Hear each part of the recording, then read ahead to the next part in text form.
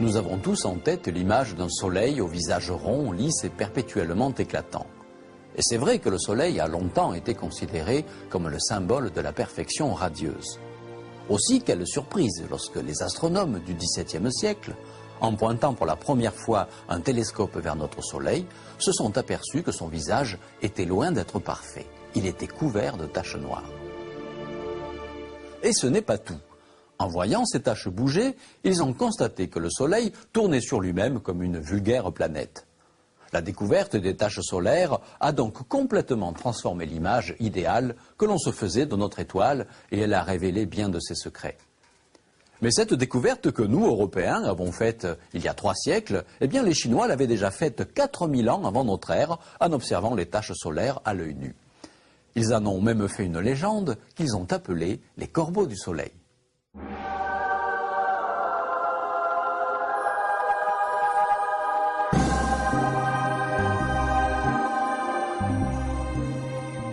À l'origine du monde, 10 soleils tournaient autour de la Terre.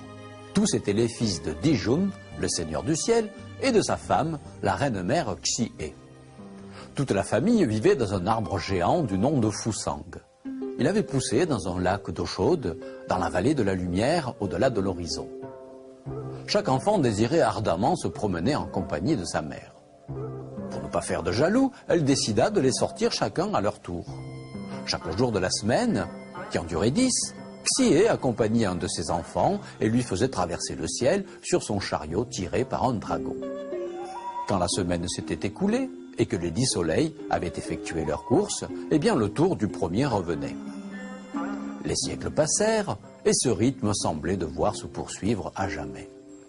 Mais un jour, sans crier gare, les 10 frères décident de bondir tous ensemble de l'arbre et de rester dans le ciel aussi longtemps qu'ils le veulent.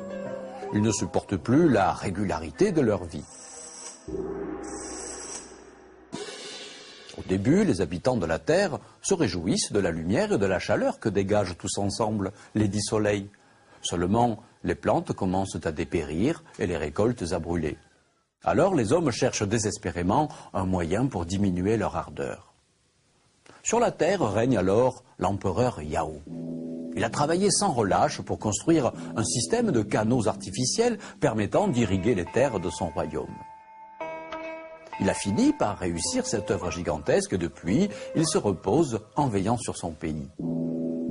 Quand Yao se rend compte que les canaux sont désespérément à sec et que son peuple souffre, il implore le Seigneur d'en haut de restaurer l'ordre ancien où un seul soleil apparaissait à la fois.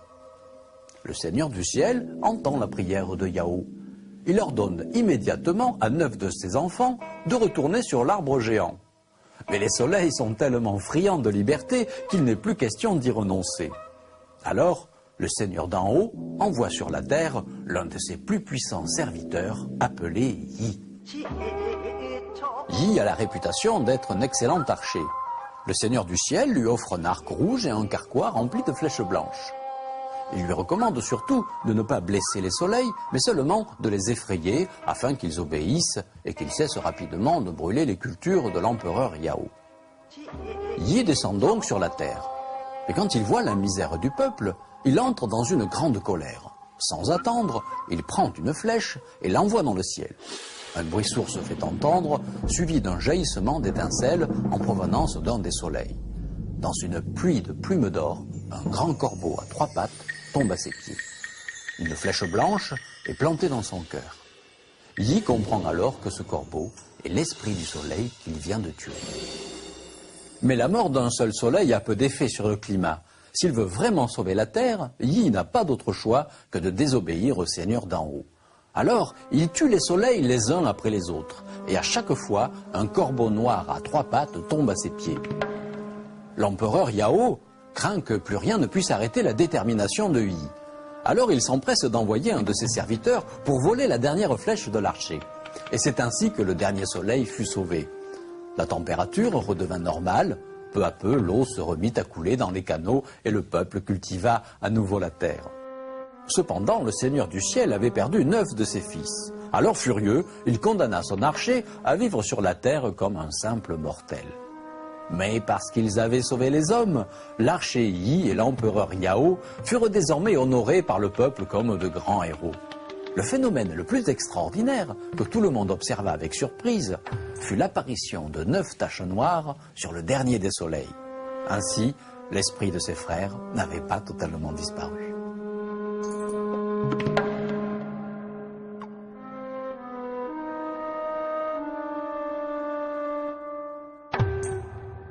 Les anciens Chinois ignoraient bien entendu la vraie nature des taches solaires.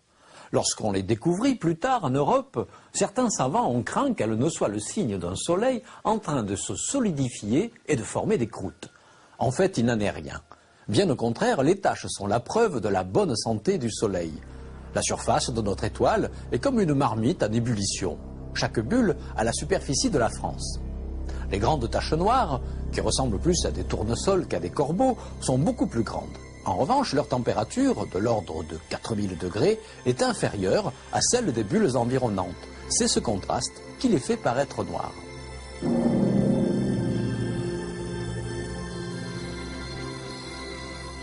Les taches solaires sont en fait des centres d'activité magnétique. Elles sont comme des aimants à partir desquels les lignes du champ magnétique s'échappent de la surface du Soleil et s'y reconnectent. Leur nombre et la surface qu'elles occupent à un moment donné mesurent l'activité de notre étoile.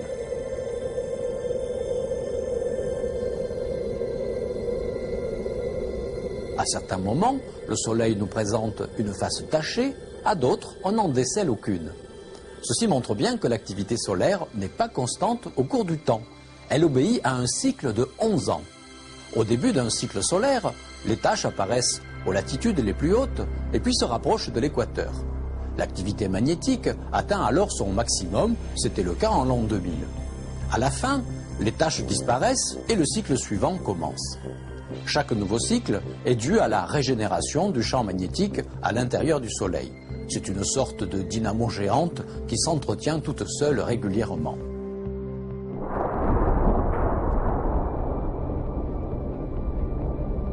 Les taches sont à l'origine d'un grand nombre d'éruptions solaires.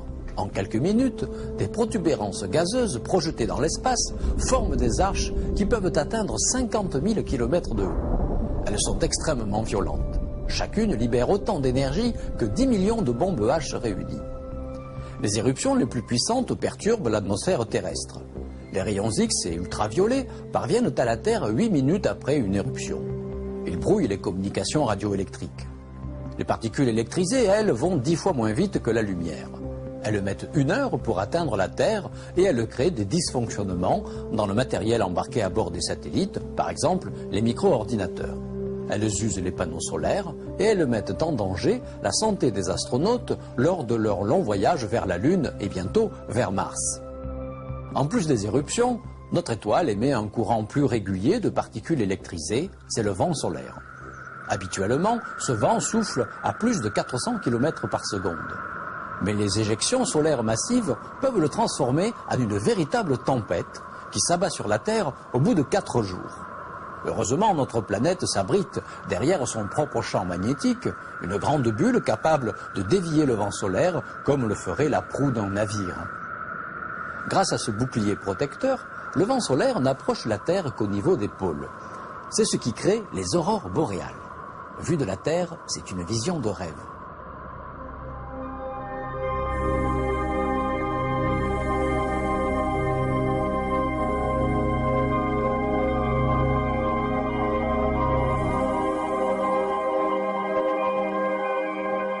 Des particules solaires tombent en spirale le long du champ magnétique terrestre. Elles entrent en collision avec les molécules de la haute atmosphère et les rendent fluorescentes. Comme leur intensité varie, la couleur des aurores varie également.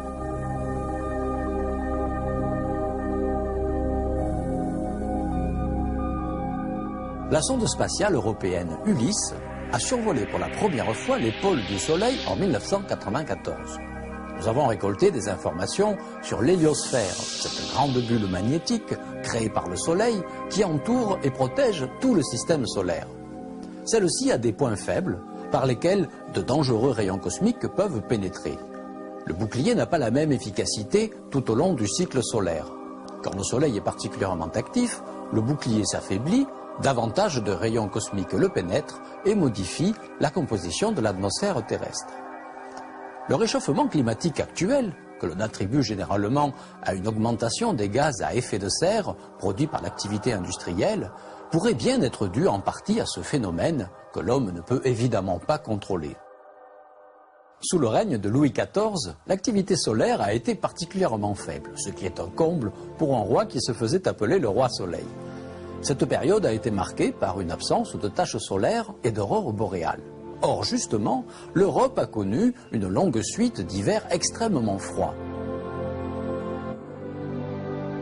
Les vallées alpines étaient envahies par les glaciers, à tel point que les climatologues ont qualifié cet épisode de petit âge glaciaire.